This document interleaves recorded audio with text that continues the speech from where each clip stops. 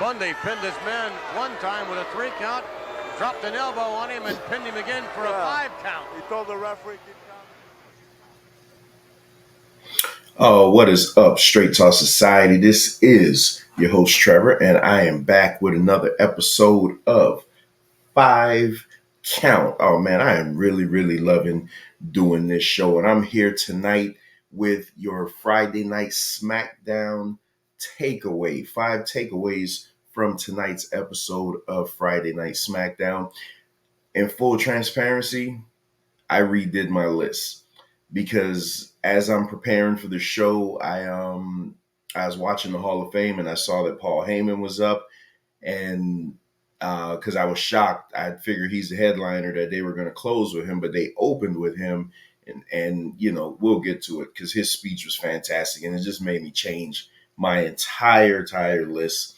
But nevertheless, here we are with my 5 takeaways from tonight's episode of SmackDown. So tonight's episode of SmackDown was a go-home show to WrestleMania. So I didn't expect anything crazy was going to happen. I was hoping that they kept all the top stars off just to avoid injury. And for the most part, they did that until the end, which I still kind of get a little, weary about that. Just, I don't want anybody to get hurt. But here we are. Top 5 takeaways from tonight's episode of SmackDown. Number 5.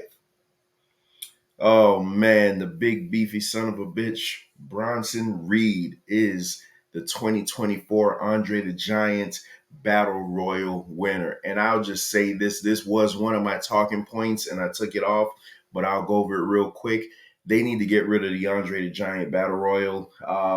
It's not good. And when you saw all the participants in the ring, 80% of those guys, if they got released tomorrow, you wouldn't even know. You wouldn't miss a beat of them. Only Bronson Reed, Ricochet, and I think someone else actually got an entrance. The match didn't get good until the very end when it was Otis, Bronson Reed, Ivar, and Ricochet left. That's when you really got into that big beefy son of a bitch match, and the crowd started chanting meat. Bronson Reed and Ivar, I need a feud with those two. They did a mid-air collision that was just insane. The crowd just went crazy. Hey, and by the way, for a SmackDown show, they almost had 20,000 in that building. And I know a lot of them were staying over for the Hall of Fame, but to get 20,000 in the building and you're going to have WrestleMania the next day, man, WWE is completely on fire. Number 4, let's get to my number 4 top takeaway from tonight's edition of SmackDown. Oh, Carlito, it should have been me. So they go to the backstage and you see Dragon Lee down, hurt arm, he's in pain. Carlito's standing over him like, oh my God, we don't know what happened. We don't know what happened.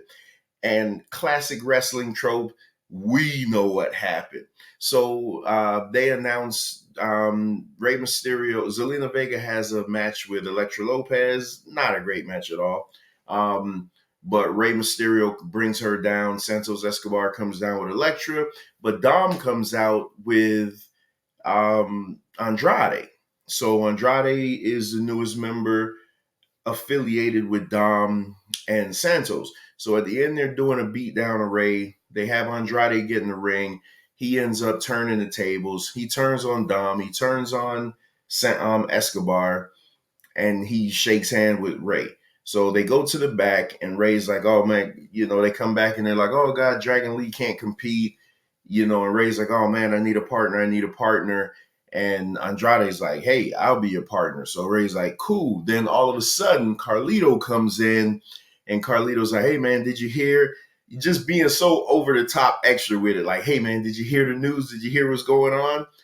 And, that means you don't have a partner. And then he was like, no, I got Andrade.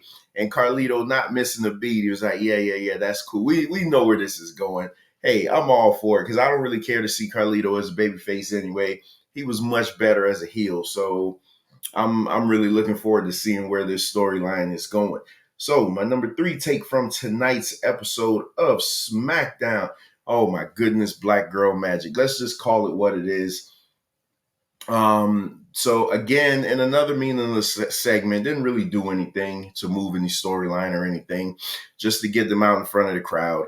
You have Naomi, you have Bianca, and then the presentation for Jade Cargill. So let me explain to you what's going on here. I gauge certain things by the way my wife and daughter react when they're watching wrestling.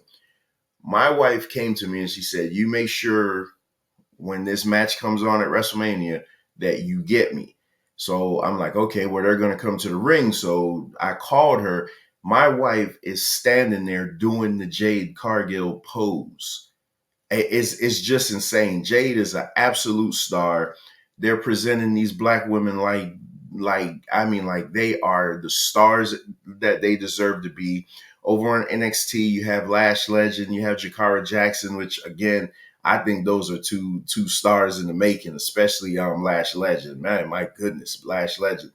But I love where it's going right now. I love where it's going. I'm not even going to criticize AEW tonight. I'm not going to do it, but I just love where it's going and the presentation for the black women. So my number 3 spot tonight is the Black Girl Magic. So now what was my number 1 spot until I saw the Hall of Fame, I had to bump it down one. My number 2 takeaway from tonight's episode of SmackDown is, quote from Cody Rhodes: "When one good story ends, an even better one begins." What the hell does he mean by that? I got no idea. Tonight you had main event Jey Uso taking on Solo Sikoa. Again, the match ends in a no contest because Jimmy interferes. Well, so Solo loses. I don't think Solo's won a match since he wrestled John Cena. So Solo may be running like a 0-40 gimmick right now. So that just goes to show you the wins and losses don't matter when it comes to him. I'm not saying it's a good thing, but it is what it is. So they get the advantage on Jay. They're about to hit the Samoan spike. Then all of a sudden, Cody and Seth Rollins run to the ring for the save. I love the fact that it doesn't matter what Seth Rollins is doing. He carries that belt around with him. Cody's in street clothes. Seth is running to the ring in one of his crazy outfits with his belt in his hand. So Seth is like, hey, y'all going to put some damn respect on the world title. And I'm here for it. They get their pound of flesh from Jimmy. From Jimmy and Solo. Cody has on his weight belt. He gets a couple of lashings in. I don't know how to feel about that, just because WWE booking, who normally stands tall is the one that's probably going to lose. I predicted Cody and Seth to lose the tag match just so we could get a Bloodline Rules match, but I don't know if this bodes well for Cody's chances of winning the title. But Cody did say that he will be dethroning the Tribal Chief this Sunday, and normally when a babyface makes that type of, he didn't say he guarantees, but normally when a babyface makes that type of declaration, they're leaving as champ. And the number 1 takeaway / kind of SmackDown because it's taking place in the same building. Excuse me. But after I watched this had to be on the list. In the number 1 spot, Paul Heyman, take a bow. Let me tell you something. This Hall of Fame, you could tell that Vince McMahon has nothing to do with this. This Hall of Fame is so loose. Nobody's stuffy. They're not all in tuxedos, and it's just a loose thing. So Paul Heyman comes out in his Donald Trump best suit, and he says he doesn't have anything written down. He's just shooting from the hip, basically. And he proceeds, before he starts talking about ECW, I'm talking about Donald Trump, Paul Heyman first puts over Triple H. And I don't think Triple H expected this, because Triple H said that, Paul Heyman said that he's a Paul Levesque guy, and that Triple H is a real locker room leader that is allowing the boys and girls to be creative, to work, to find their characters. It's not stuffy. Paul Heyman basically said, F you, Vince McMahon, without saying it. Paul Heyman dropped a bunch of F-bombs tonight, which, hey, that just goes to show you how loose it was. He told people that they could suck his dick. Like, he didn't care. Paul Heyman was on full display tonight. Just fantastic. But man, I just thought that this was a tremendous speech. As the headliner, for him to go on first, that's kind of dangerous, just because I don't think anybody will be able to follow him unless they have a surprise. Bull Nakano just went up, so I don't know if they have a surprise prepared or what. But man, Paul Heyman went through his whole resume, and he was saying that, people are saying that he's going to get canceled. He was like, hey, they canceled me when I was managing Mark Calloway. Then I stooged him off to Bruce Pritchard, and he became the Undertaker. He was like, they canceled me. I got the Dangerous Alliance. They canceled me. WCW put me on commentary. Oh, man, he was just going off. Just tremendous. But I got to back up, because you guys know, if you listen to me for 10 seconds on Wrestling with Reality, you know that I adore Triple H when it comes to his wrestling mind. And to see the look on his face, getting those accolades and appreciation from Paul Heyman, just, it made me get emotional, to a point where the crowd start chanting Paul Levesque, and Triple H is there like, man, that's never happened before. You know what I mean? Stephanie McMahon was there, which was shocking, wearing her ECW hat. She was there. Paul Heyman put her over and said that he, if his daughter is half as good as her, then he would have known that he did good. He even broke character and said, hey, Cody, I wish your dad was here. And it's just, just a genuine, you could tell. And I've always said it, man, the way the WWE is now, it's so relaxed now. Like, these guys are going out, they're trying things. They're not afraid to mess up. They're just go out and see what works. Drew McIntyre is doing the best work he's ever done.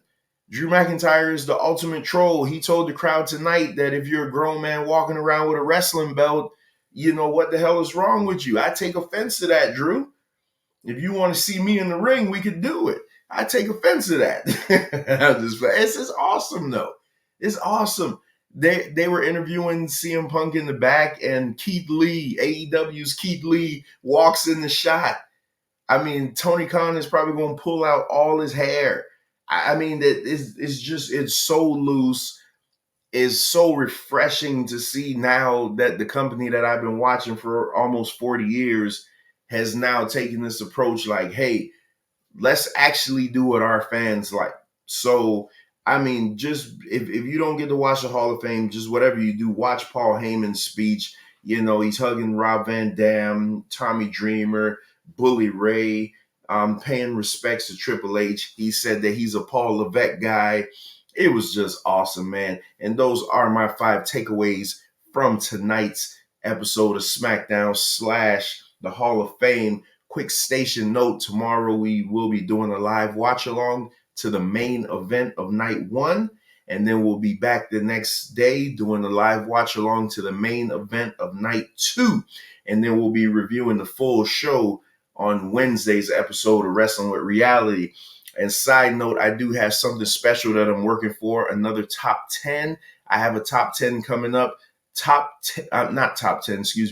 5 blunders in the past 30 years in wrestling. So the top 5 blunders, my opinion, the past 30 years in wrestling. So appreciate you guys for watching. Appreciate those who are going to watch this later. You guys have really been hooking the brother up on the viewership on these 5 takeaways. So on this 5 count show. So I really, really appreciate that, man. I love doing it. I am going to try to get these to under 5 minutes, but it's WrestleMania season, so there's a lot to talk about. When WrestleMania season is over, I'll be able to get these shows down to 5 minutes, which is the whole premise of the show. Nevertheless, thank you guys. I'll see you guys tomorrow. Peace.